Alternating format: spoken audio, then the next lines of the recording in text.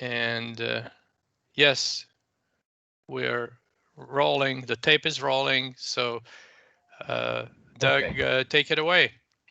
Hi, good morning. I'm Doug Stewart from the Portland Water Bureau. I lead our asset management group here in Portland. My presentation this morning is about service level metrics. It's a bit of a history in terms of how we develop them, and we're continuing to develop them going into the future. And I'm going to tie it directly into one of our asset management plans that we're just now finishing this month.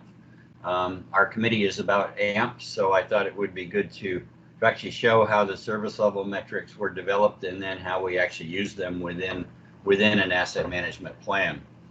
So a bit of background, we have a protected watershed about 30 miles outside of Portland called the Bull Run Watershed. 2 dams and reservoirs. We have about 25 miles of major transmission pipe, which we call conduit, that brings the water into the city, into our terminal reservoirs, and from there it's distributed out to wholesale customers and retail customers that we actually meter. We supplement our water from our dams in the summer with a well field called the Columbia South Shore Well Field. We have 38 pump stations, 63 tanks and covered reservoirs. We have 2,240 miles of pipe, so enough pipe to stretch from here almost to New York City. We have 14,000 hydrants and 178,000 residential meters within the system. We serve about 100 million gallons a day in average water demand, with about a 20% seasonal fluctuation in the water demand. We serve almost 1 million customers, 593,000 residential customers, and another almost 350,000 through wholesale contracts we have with neighboring cities and water districts. So although our service area within the city of Portland is what's shown here in colored, we do serve water to much of the surrounding area through wholesale contracts. We have an average annual capital improvement program, CapEx, of about $390 million in our 5-year program, and our annual operating cost is around $200 million. So a little bit of background. We started looking at service level metrics here through our asset management program in 2005. At the time, we had 7 budget areas that we took forward annually through our annual budget. We have since grown that into 22 separate budget programs. Examples could be, we have one for the Bull Run water supply, and we have a different budget program for groundwater. So we segregate our budget programs around our asset portfolio. In about 2014, we did an internal survey using SurveyMonkey with it across the Water Bureau to start to gather service level metrics. And we also did an external survey with other utilities and looked at what was going on in the industry. And I'll have a little bit more information on this in the next couple of slides. 2016, we did our first external survey through the Portland State University. We surveyed several hundred customers and asked them, their preferences on service level metrics that we were using at the Water Bureau. We presented that to our Public Utility Board and had a really interesting discussion with them about what we were providing to the community in terms of service level metrics. We've continued to enhance that and grow it. The city has now adopted a service level reporting framework like we have at the Water Bureau that's now used across all the bureaus at the city. It's done through the city budget office. And we routinely report some of our higher level metrics through our budget process to the city budget office, and that gets shared with the elected officials and with the community. It's been interesting that we changed one of our service level metrics in 2016, and within a couple of months of changing it, we were getting calls from newspaper reporters about why the service level metric had changed. So these are read widely across the community, and people do watch what we do through our service level metric reporting. So a little bit more detail in terms of how we developed the metrics. In 2005, we started with an off-what study from the UK. We were looking for, what were the typical metrics that people in the water industry were actually reporting on, and how that reporting was actually done. Just some examples: properties with a risk of low pressure. Population subject to hose pipe bans, ranging turning your water off outside, and so forth. And so we use this as a basis to start to look at what service level metrics made sense for us to report as a water utility. Again, in 2014, we started establishing written service levels, and we looked across the U.S., city and county of San Francisco, Oakland, Albuquerque, Anchorage, Alaska. And we looked at utilities even outside of the U.S. in terms of Australia and Canada. In 2016, we did our customer survey with the community. Here's just a couple of questions from that. Think about an unplanned water outage as an example. We strive to ensure customers are not out of water for more than 8 hours. Do you think 8 hours is too long, reasonable, or too short? And we used that to then help us refine some of our service level metrics. One of our other metrics that we report on to the city council is our customer service average call hold time is currently. Do you think that's too short, reasonable, or too long? And after the survey, our customers agreed that those two particular metrics were reasonable for us. So those are current metrics that we use today. So if you looked at where we were in 2005, this is data from the AWWA annual survey. We probably benchmarked at the bottom of the list in terms of service level metrics in 2005, but I think now in 2020, I didn't put our arrow completely at the top in terms of targets reevaluated, adjusted periodically based on customer expectations or ability, but I think we're pretty close. I think an area that we could certainly get better at is more customer feedback in terms of our metrics. We did that survey once in 2016, but we haven't repeated it. But we do get feedback from our customers sort of informally through the metric reporting that we do through our budget and what gets reported out in that perspective. But there isn't a direct connection like some of the utilities that we benchmarked against in Australia and New Zealand do. I think it's important to have a structure around how you look at your service level metrics. This is one that the Water Bureau adopted out of the International Infrastructure Management Manual. It's a pyramid approach. Of course, at the top of the pyramid are your strategic objectives. So the key performance indicators that drive you as a water utility. Underneath those strategic objectives are customer-facing metrics. What does the customer actually see as service that you provide? Underneath the customer service level metrics, and then what do the assets need to do in order to ensure that the customers are getting what they deserve in order for the strategic level objectives to be met. And the bottom layer of the pyramid are then, what does the organization need to do to ensure the assets provide what the customers are going to get? It's interesting when you think about this pyramid that you actually set the metrics from the top to the bottom, in terms of these metrics should sort of nest inside of the layer above, because we understand that the only way that your strategic objectives are actually met is if all the underlying layers in the pyramid are actually doing what they require to do. So as an example, one of our strategic objectives is provide a reliable water supply. One of the customer facing metrics would be, well, no more than 5% of customers are out of water more than 8 hours a year. Well, in order for that to happen, the assets at the asset level, we have to have a system that has less than 8 main breaks per 100 miles per year.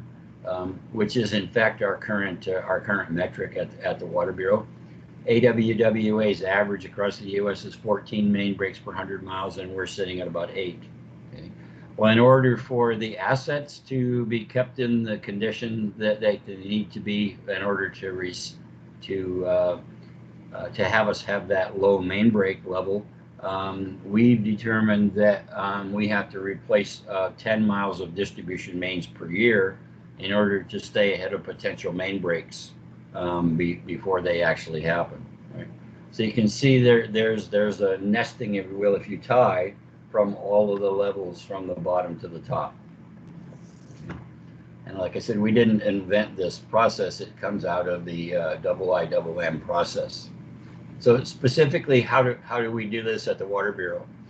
Our strategic objectives are listed here on this slide. We have 6 key performance measures that we think cover most of what we do as a water utility. Number of violations of state and federal drinking water quality is, of course, 0, and number of state and federal environmental regulations that violations are 0. We maintain our water revenue bond at AAA and so forth. Okay. Well, nested under those 6 key performance measures are 27 key service levels that I'll show you on the next slide. And nested underneath the 27 key service levels are 36 programmatic service levels. Those live within the 27 or 22 budget programs that I talked about earlier. And supporting all of those metrics above are 264 workload measures. Okay. Now, on this particular slide, I call them sort of organizational levels of service. Our term here at the Water Bureau is workload measures. You know, what specifically does the organization need to provide for the overlying metrics to be met? So our 27 key service levels are listed here, and I'll just highlight a few of them. Again, supporting our overlying metrics, 100% compliance with state and federal water quality regulations. That's a given for us. Respond to 95% of customer inquiries or requests within 5 business days. We've actually reduced our service level metric from our customer survey now to, we answer 80% of our calls within 60 seconds. We answer 100% of our calls within the 2 minutes that we had in the survey. Complete 90% of service installs within 15 days and so forth. More than 90% of flow control valves will operate when needed. And we have a pretty aggressive valve exercising program in order to ensure that we can actually meet that metric. Second page here, 50% of employees report they're fully engaged and enthusiastic about their work, and we do annual workforce surveys and so forth. Percentage of energy use from renewable resources will increase from our 2007 levels, and we actually track that. Okay, so you can see there's a wide range of sort of metrics at sort of the second tier down in terms of our key service levels. So all of this is a nice exercise in sort of number crunching, if you will, until you actually put these metrics to work. And we put these metrics to work from an asset management perspective inside of our asset management plans. And I pulled one off the shelf that we're currently finishing right now. We just did a presentation to the management team last week on this particular asset management plan. Now, sort of an aside comment, when I came to the Water Bureau 3 years ago now, 3.5 years ago, we were just finishing our 22nd asset management plan at the Water Bureau. But I could tell you honestly that they were sort of a nice effort. A lot of people had put a lot of work into them, but they were almost what one of my former general managers would call sort of dead soldiers. We did them, we wrote them up. People, signed off on them and they put them on the shelf. We look at it again when we went in to update them, but what we were really doing with them. So one of my goals was to work through the organization to build a process where these asset management plans are now front and center conversation for our annual budgets. And we've gotten the quality of the amps up through a number of updates over the last 3 years. so that this year, for the first time, we're making presentations as part of our budget formulation to the management team on many of the amps that we produced. And this was one that we did this year. We did our groundwater system, we did distribution and transport mains, we did valves and hydrants. And next year we'll pick another 4 to 6 amps in addition to these, and they'll be actually presented as part of the budget deliberations. And what I think is really key about this, and I've been pretty adamant about this tack, and not all of our budget program managers sort of like this approach, but the management teams bought off on it, is the amps are really designed infrastructure are, okay? And that's a key point. The amps are not designed to support what we currently choose to put in the budget, okay? And for many of our asset types like valves and hydrants, there is no disconnect. What the valve recommends is what we're budgeting going forward. But there are some programs like distribution mains and the groundwater that we can't at this point afford to do everything it is we really want to do.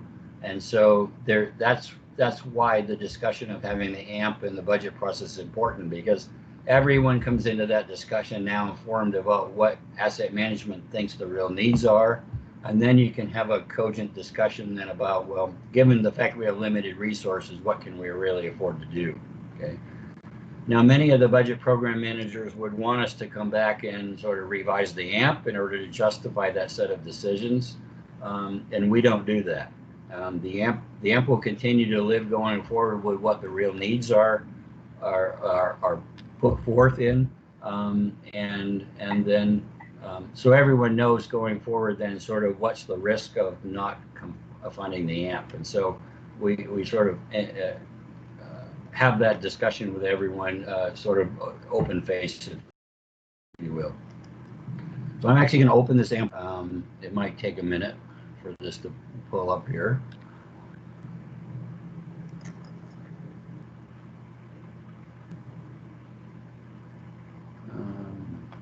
It's working.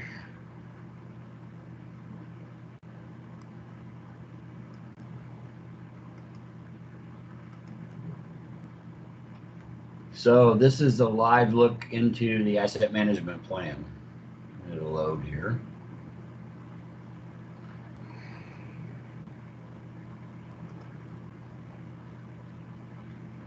What I really wanted to focus with you on here is Chapter 2. Now, this is a consistent table of contents we use for all of our amps. Hey, you cannot see the Word file. Okay, sorry, I've got to, let me move this over here. So I have to get out of the presentation. You can just start sharing. Stop sharing the presentation and start sharing the document. Yeah.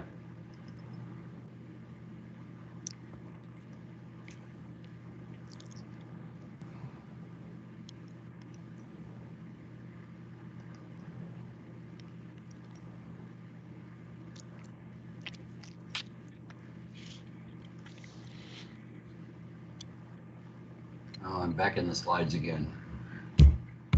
We see the document now. Oh, you do? Okay. Yeah. Now, if I move it to this screen, can you still see it? No. All right, so I leave it on my computer. All right. So this is a consistent table of contents for all of our amps. Chapter 1 is always introduction and description of the asset profile. Chapter 2 is levels of service. Chapter 3 is the asset inventory and valuation. Chapter 4 are failure modes and asset life. And Chapter 5 is remaining useful life for the assets.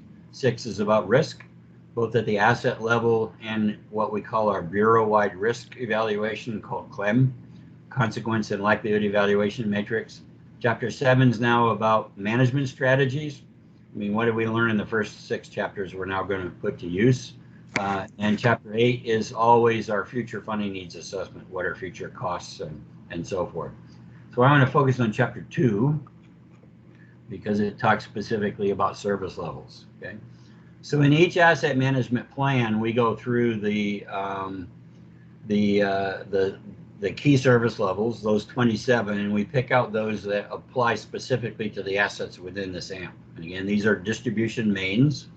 So the metrics here we picked out were minimum service pressure of 20 psi 99% of the time, chlorine residual at a certain level 95% of the time, no more than 5% of customers out of water more than 8 hours, no customer out of water more than 3 times per year, and at least 80% of the standards established for inspection, testing, repair, and replacement are identified and done on medium, high, or extreme risk assets. Okay. So underlying those key service levels now are programmatic service levels. Now, it's important to note that the key service levels and the programmatic service levels are set by the management team. Okay, and so there's a pretty rigorous process for anyone to go in and say, I want different service levels for these type of assets, and that has to have the management team approval. So the existing programmatic service levels are these two. Time from main break notification to shutdown is less than 2 hours for any critical event or major main break, and we achieve a sustainable level of asset replacement. Okay, and the workload measures underneath here will define what sustainable asset replacement is. Okay, we have the ability in the AMP to propose new programmatic service levels, but again, will have to be adopted by the management team. And this particular AMP added 3 this time.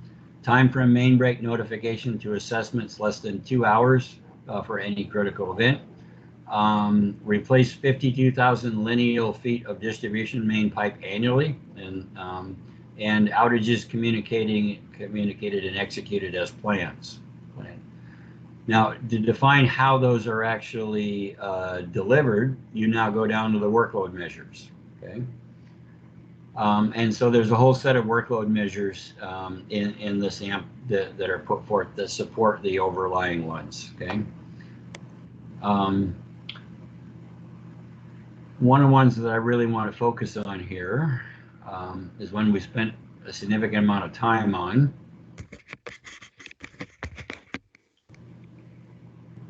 Is this one here. Construct approximately 10 miles of new replacement distribution mains annually to address these following issues: high leak rates, service to new developments, improved water quality, and seismic resiliency.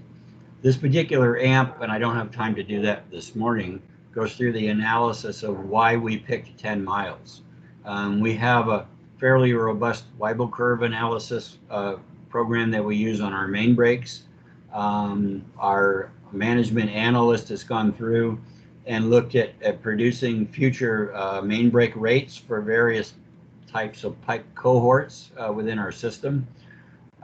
We've determined that if we don't start proactively replacing pipe before it breaks soon, by the year 2040, we'll have reached an unsustainable set of breaks across our system because of the aging and failing infrastructure, to the point where had we not implemented this particular metric, by 2040 we would have been at about 1,200 main breaks per year. Right now we're sitting at about 350 to 400 main breaks per year, and we think that's sustainable. So in order to get ahead of those future main breaks, this particular AMP goes through and says, well, in order to get ahead of that curve, we have to move from about 5 miles of pipe main replacement that we're doing now to double it to about 10 miles of pipe main replacement going into the future. This was one of the interesting discussions that we had in the budget discussion this year, because even though the AMP is recommending 10 miles of new pipe replacement annually, the engineering department doesn't think they can get there in one fell swoop. And so they're recommending a more eased in approach, so that over the next 5 years, we could potentially get from 5 miles of main replacement to about 10 miles of main replacement. Okay. All of this then goes through the rest of the asset. Come again? Yeah. I think Scott has his hand up. I think you don't see it. Just a quick question, Doug. So are you also looking at kind of your budget, but also your rates, and trying to build in rate forecasts that, you know, have an adequate level of replacement consistent with your service level objectives? We are, but remember, there's a two-stage process here that I tried to describe. The asset management plan doesn't look at what's affordable. The asset management plan looks at what the asset needs are. Okay. Then the budget discussion then takes the AMPs, all 22 of them, and goes through, well, here's what we can afford to do. Here's what the impact on the rates are. And it's then a nuanced discussion with the management team about, even though we've got, you know, $1 billion worth of needs, we're going to fund $100 million of it through what we can afford to do. And then the next time we go through the asset management plan, we've got a different set of data to deal with now in terms of the replacements that we recommended, what should have happened didn't, right? And so how does that change the age profile? How does that change the condition profile? How does that change the risk? And you get a different set of recommendations in the next AMP than you did with this one. I made the direct comment to the management team on this particular AMP last week, is that it's okay to push off not doubling our main replacement today, but recognize the risk that you're taking on, because by not doing that, you're constantly chasing these future main break curves, because the longer you delay this main replacement, the steeper those curves get in the future. You know, the more main breaks you've now put on the system that you wouldn't have had you done this main replacement. Yeah. Right? So do you look at whole life costs when you do that, those analysis? We do, yeah. Nice. So back to that very point, I want to drop down to chapter 8 in this AMP, and there's also the great data in here on distribution mains. Sorry for scrolling on the screen here, but it was the easiest way for me to get into it. A lot of stuff on risk. Almost there. Several pages here about management strategies, and this is our 50-year forecast of fully loaded costs for the distribution and distribution transport mains. Okay, you'll see that it has large valve replacements, and the large valves are on the distribution mains. There are projects in here for seismic pressure zone isolation valves. There's the 52,000 feet of sustainable main replacements in there, and so forth. The black line on the curve is what we currently budget. The red line on the curve is our projections for these average costs over 50 years. We would have liked the Water Bureau to rather quickly sort of close that gap between the black line and the red line, but they've chosen to take a longer term approach, which again only pushes some of those expenditures off into future years, and perhaps drives up the break rate. Okay. So that's the end of my presentation. I'm certainly open to any questions that you have. Mike Sweeney has his hands up. Doug, earlier when you talked about surveys, you mentioned in passing, I think, an employee survey. Yes. What were you referring to? We had a set of service level metrics that we had put together, and we went out and actually gathered. There's a lot of these metrics can be anecdotal at first in terms of, well, what can we measure, what makes sense to measure, you know, if we measured it, what would we do with it? Those sorts of questions, right? And we built a lot of our first level metrics on that sort of information. We looked outside the organization, we looked inside the organization, and the third leg of that stool was we put all of it out to our customers. That's interesting. So the employees through the survey had a way of rating or expressing their value of a particular metric or set of metrics then? Yes. And Okay. I'll give you a prime example. and I'm currently having this discussion with our city budget office because we've been so successful with this that a lot of the rest of the city are sort of following suit. And in our annual budget reporting, the financial folks in the city budget office are now requiring all of these metrics to be reported with the budget. Right? One of the metrics that they want all of the asset owning bureaus to report on is the percentage of assets in good, fair, or poor condition. Okay, which may initially sound like, well, that's an easy thing to do. But I've been sort of pushing back on that to say, but why are you asking me to gather information on a metric that I don't actually use to make business decisions with, right? Because I may have a whole series of assets in my portfolio that are in poor condition, and I'm perfectly fine to leave them that way. Because my best life cycle cost approach is to fix them when they break. Okay, so I'm okay with assets in poor condition, right? Run to fail. Yeah.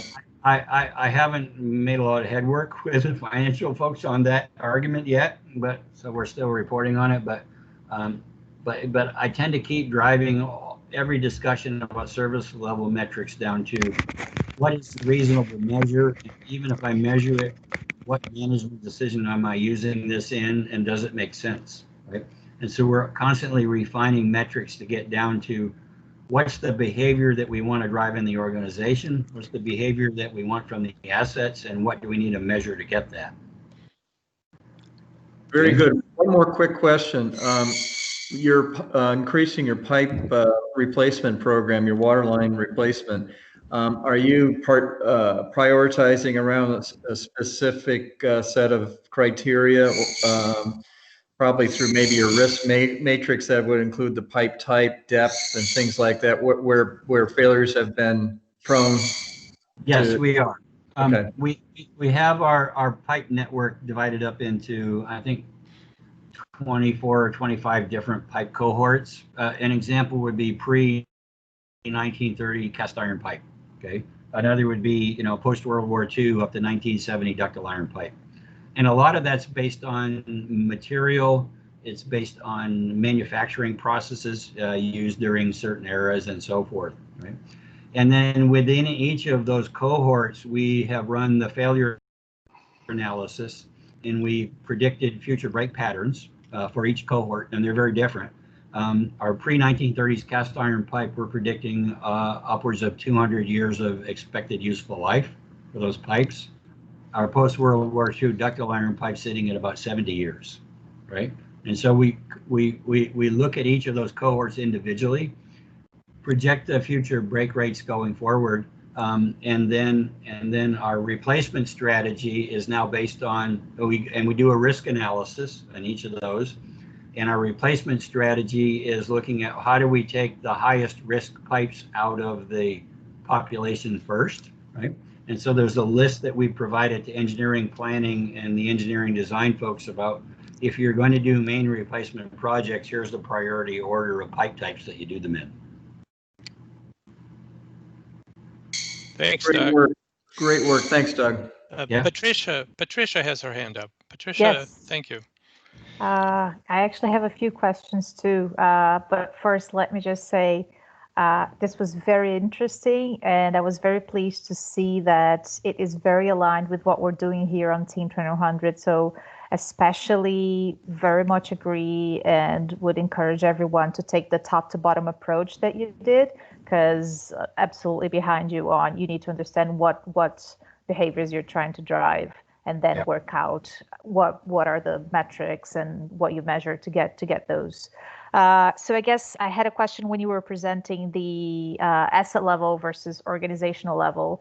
I was wondering how you went from one level to the other, as in, was there a lot of data or statistics that went into it, into defining this is how much it breaks, and therefore this is how many kilometers of pipe that we have to replace each year?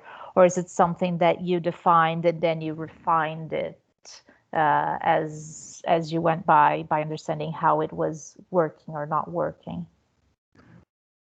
initially there's a bit of an anecdotal reach between one level to the next. You put together the metrics that you need from the asset portfolio, and then you make the assumption that, well, if I do these set of activities within the organization, the assets will respond accordingly. Of course, you have to measure those metrics over some period of time. And I don't have it available right now, but our maintenance and construction crews produce a monthly chart of all different asset types and the metrics that they track in terms of main breaks, hydrant replacements, service installs, and so forth.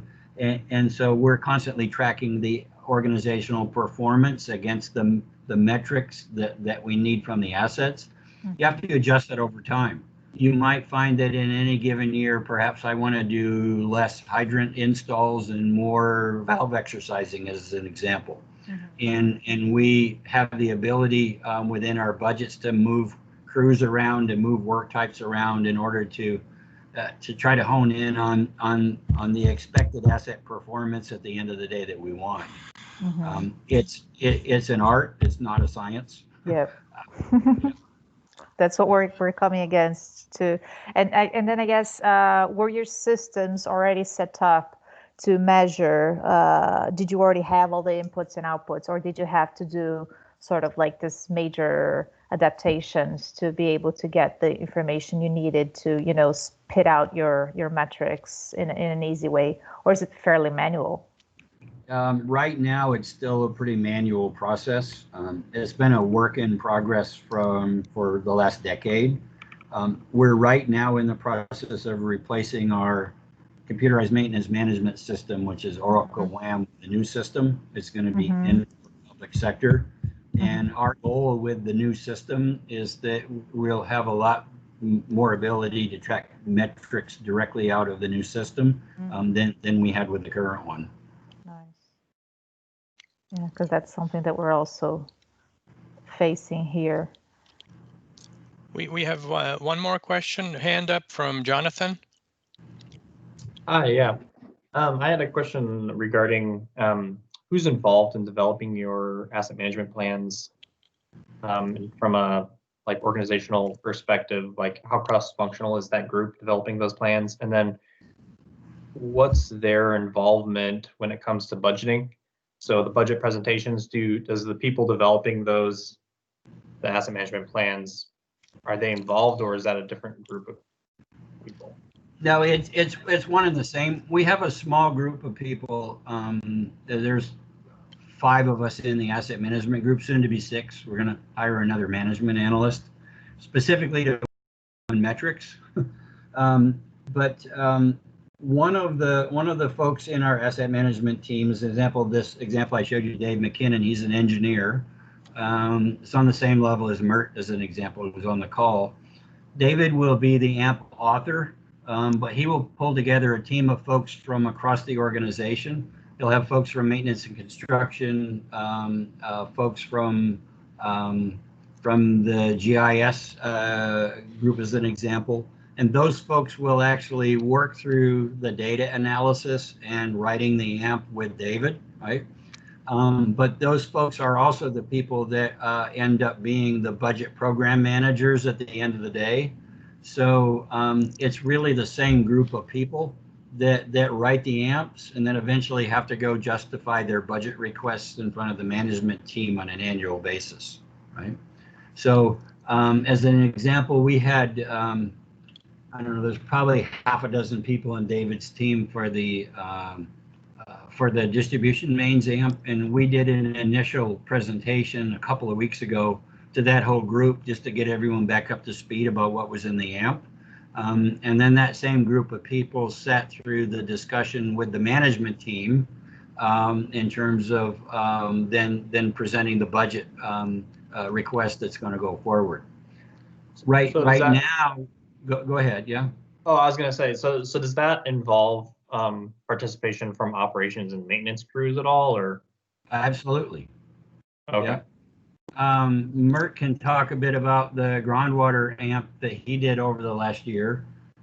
He was all the way down to having the electrical lead, the mechanical leads at the groundwater pump station actually out there helping him with an RCM analysis and actually giving him feedback as the report got developed on what it was that we put in the asset management plan. They actually helped set up new maintenance strategies that are in the AMP that are soon to be pushed into the CMMS system to be implemented. And so this is not an ivory tower approach. We have a very cross-functional, hands-on approach across the whole organization in building these AMPs. We have Mike, your Sweeney, your hand is still up. Did you forget to raise it, or you have? I mean, put Chris Wu, one more question, but we have still a couple of things to cover. But Chris Wu, please. Okay, thanks, Cello. Thanks, Doc, for the great presentations. Just have a quick question. Is your AMP sort of more focused on the condition/performance side of an asset, like state of good repair, versus more of a sort of a population growth and you have to upsize your pipes and stuff? So more specifically, you had that 50-year investment forecast graph. Does that graph take into account those population growth, therefore you have to upsize your pipe as well? We look at all potential failure modes in the AMP, and I think chapter 4 focuses on failure modes. Of course, you're looking at growth, service level failures, end of asset life, physical asset life, and economic efficiency. Economic efficiency doesn't tend to play any role really in distribution mains, but we do look at growth forecasts. We do look at failure modes other than end of physical life, such as the seismic resiliency projects we had in there, and so forth. So we do try to cover the whole gamut of failure modes. Thank you. Thank you. So I'm going to turn it over to Patricia. We would like to have a brief discussion in the next 10 minutes or so about some scheduling and planning for the future. Patricia? Yes. Hello, everyone. Sorry I was late. Something was wrong with my invite. I don't know what happened. So I'm going to share my screen with you. In the agenda that you got, there was a link, and I'm going to share that link on our chat too, so that you can join it if you want. But Cello, appreciate your recording this, so we'll share my screen. But I would very much like to ask that everyone goes into the link, because I'm going to ask you to vote. So so I lost the first 5 minutes where I was sort of going to show you how to work through Mural. We can do that some other time. But just basically, when you join, you don't have to sign in or anything. I see people are joining already. On your left, you have a ribbon where you can add sticky notes. So I would ask that you pick a sticky note and just add your name. So just so that you can see how it works. But we can do that. Yes. Does that ribbon, like, as a guest, I cannot seem to be able to activate the ribbon. Do you need to be like sign on or something to be able to do that? No, you should be able to click it. Or you can try double clicking anywhere. Yeah. And or copying and pasting something. Is that everybody having the same trouble? Well, it shouldn't be an issue for now. We can take 5 minutes on the next meeting to do so. It's just that, oh, there you go. Jenny did it. So maybe Google Chrome is your best option for doing this. And I don't know. Well, anyway, I am going to summon all of you into the AMP workshop topics for us to vote on our preferred ones. So what we're going to do is I'm going to just read through them, see if you have any questions, and then we will take a few minutes to vote. Okay, I will summon all of you into the AMP workshop topics. I'm missing some of you. Where are you? Okay, do we have everyone? 3 people.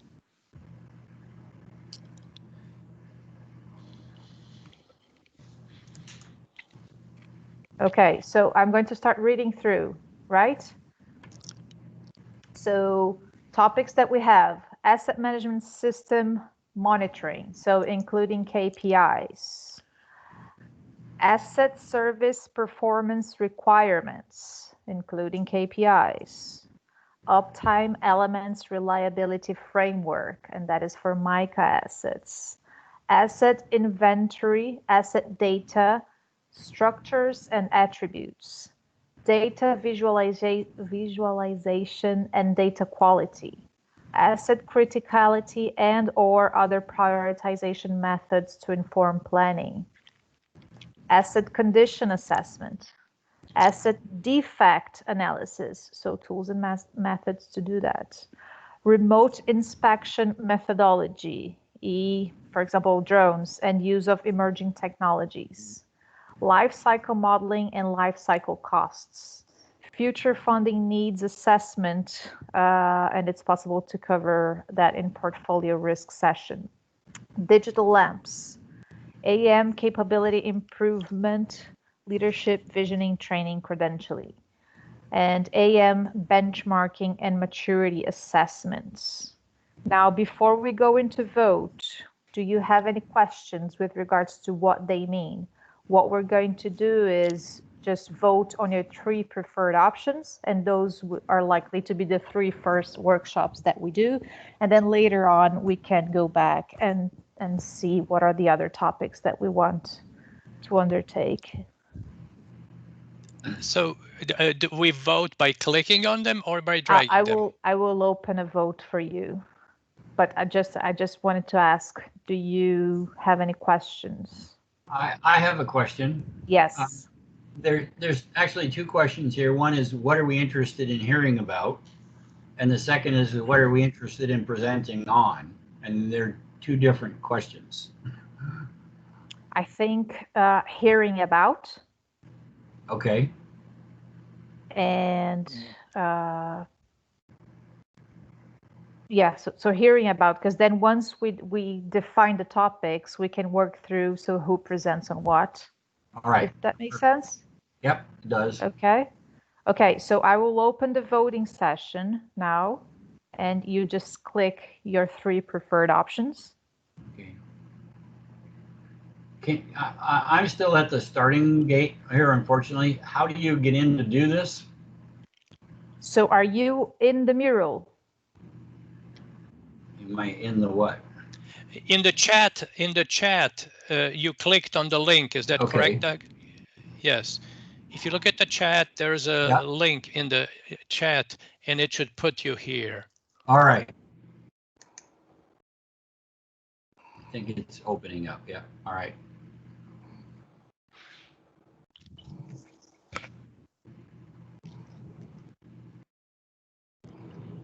All right, I think I can do it now.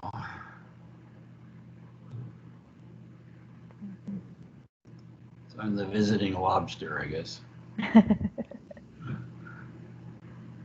Yeah, just don't get into hot water. Yeah, right.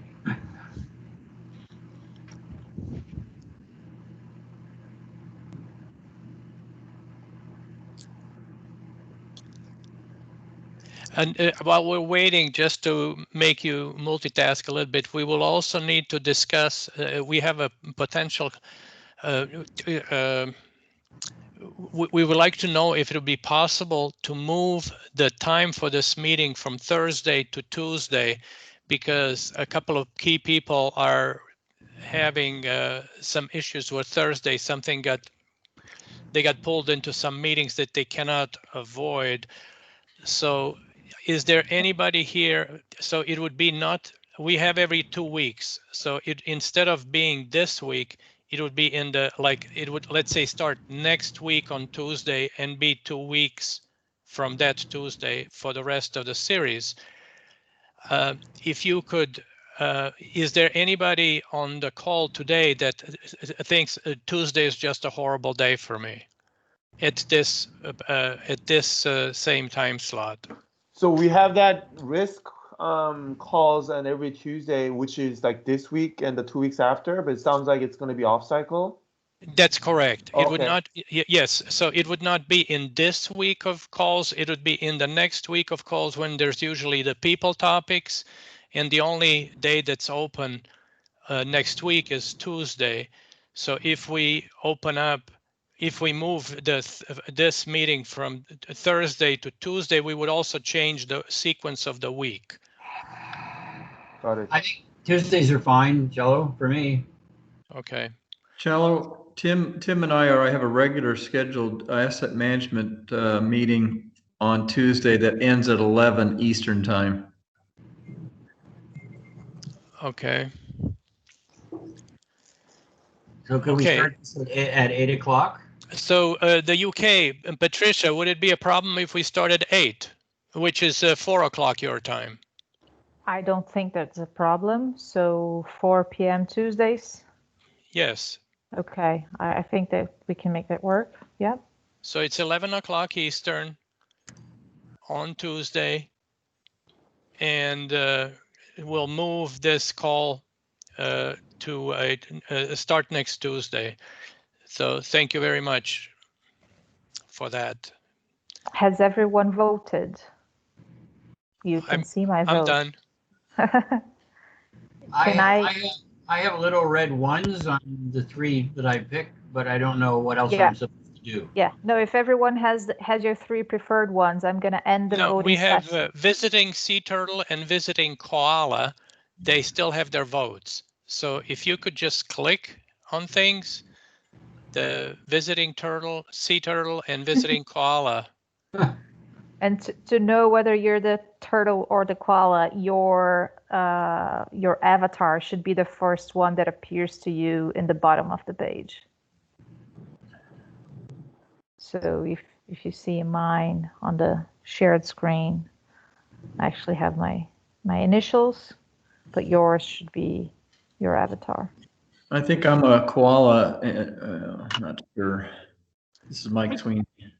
Hey, Cello, this is Iga. A quick question, since I can't get your email, I just set the schedule, all the appointment myself.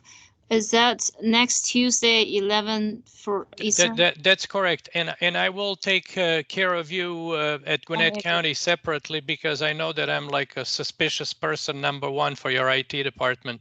I don't want to waste your time. I will set it up now. So it'll be 11 a.m. next week and every 2 weeks, right? That's correct. Yes, that's correct. Thanks, Iga. Don't worry about that anymore. Yeah. Thanks. Okay, visiting koala just has only 1 vote left, and we may let visiting sea turtle vote next time, because we got only 2 minutes left on this meeting. So okay, I'll end the voting session then. Okay. And let's look at our results.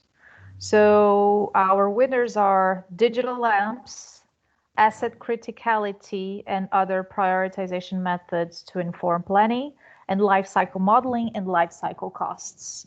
So I guess in the next meeting, we can talk about how we go about these 3 topics. Who wants to present, who would like to, offer their time to do so. I can somehow post the results. We will, it's 8:29, so we have to respect the fact that people have to jump on other calls. Yeah. So I will stop the recording, and we will follow up with an email between Patricia and Richard and me, and we'll follow up with an email, and we'll see everybody next. Cello, just